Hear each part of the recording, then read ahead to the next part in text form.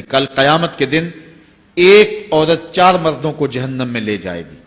عرض کیا گیا وہ کیسے؟ فرمایا ایک عورت کو حکم ہوگا جہنم کا تو وہ عرض کرے گی مالک میرے باپ کو بلایا جائے۔ باپ کو بلایا جائے گا، یا اللہ یہ میرا باپ ہے، میں اس کی بیٹی، میری تربیت کا جوہر اس کے ہاتھ میں تھا، آج جن بدکاریوں اور گناہوں کے سبب جہنم میں جا رہی ہوں اس کا ذمہ دار یہ ہے۔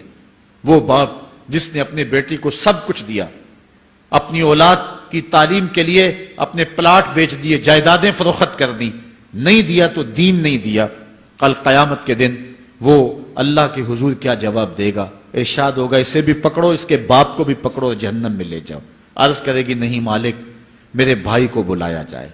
بھائی کو بلایا جائے گا، مالک یہ میرا بھائی ہے، میں اس کی غیرت تھی، میں جن راہوں پہ چل کر کے تیرے عتاب اور تیرے قہر و غضب کی حقدار بنی اس کا ذمہ دار یہ ہے، اگر یہ مجھے روکتا، اپنی آبرو کی حفاظت کرتا، اپنی ناموس کا پہرا دیتا تو میں ان راستوں کی مسافر کیسے بنتی؟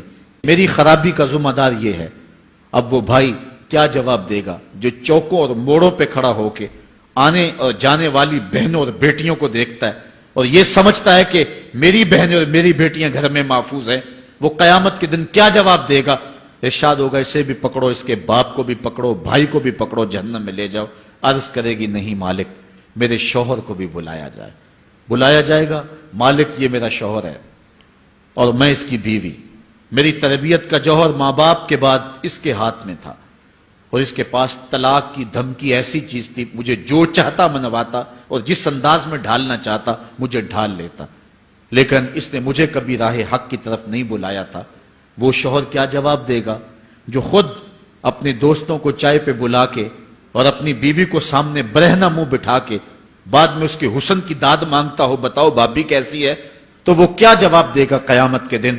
ارشاد ہوگا اس کو بھی پکڑو، اس کے باپ کو بھی، اس کے شوہر کو بھی اور اس کے بھائی کو بھی جہنم میں لے جاؤ۔ عرض کرے گی نہیں مالک میرے بیٹے کو بھی بلایا جائے۔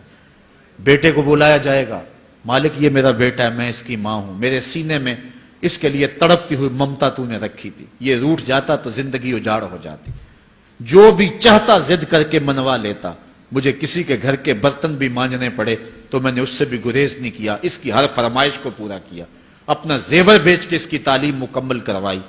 اگر یہ ضد کرتا کہ امی آپ نماز نہیں پڑھتی، میں آپ کے ہاتھ کا کھانا نہیں کھاؤں گا، امی آپ یہ عمل کیوں کرتی ہیں، یہ شریعت میں جائز نہیں ہے، تو میں جو ہے وہ کھانا نہیں کھاؤں گا، تو کیا میری ممتا مجبور نہ ہو جاتی؟